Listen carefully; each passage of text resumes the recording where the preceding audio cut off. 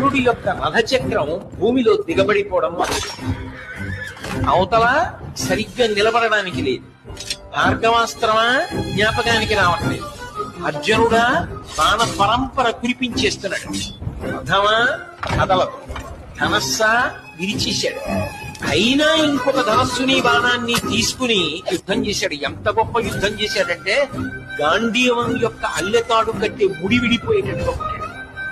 మళ్లీ ముడిని సరి చేసుకుని అర్జునుడు యుద్ధం చేశాడు.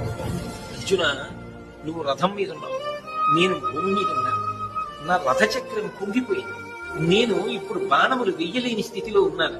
అయినా నువ్వు ఆపకుండా బాణప్రయోగం చేస్తున్నావు. కొంతసేపు బాణప్రయోగం ఆపు. నీకో గోవిందుడికో భయపడి నేను ఈ మాట చెప్పట్లేదు, ధర్మం చెప్పాలి కాబట్టి చెప్తున్నాను అంటే కృష్ణ పరమాత్మ అన్నాడు, అబ్బా ఇప్పుడు ధర్మం జ్ఞాపకానికి వచ్చిందా? జ్ఞాపకానికి వస్తే రక్షించేది కాదు ధర్మం, అనుష్ఠిస్తే రక్షించేది. నువ్వు ఎంత ధర్మాన్ని అనుష్ఠించావు జీవితంలో? పాండవులను తక్కువ చేసి మాట్లాడినప్పుడు ఈ ధర్మం జ్ఞాపకానికి రాలా? ద్రౌపదీదేవిని అవమానించినప్పుడు ఈ ధర్మం జ్ఞాపకానికి రాలా? అదే పనిగా అర్జునుడిని చిన్నతనం చేసి మాట్లాడినప్పుడు జ్ఞాపకానికి రాలా? నువ్వు పాటించనిది ధర్మం. నీకు అక్కడికి రమ్మంటే ఎక్కడి నుంచి వస్తుంది?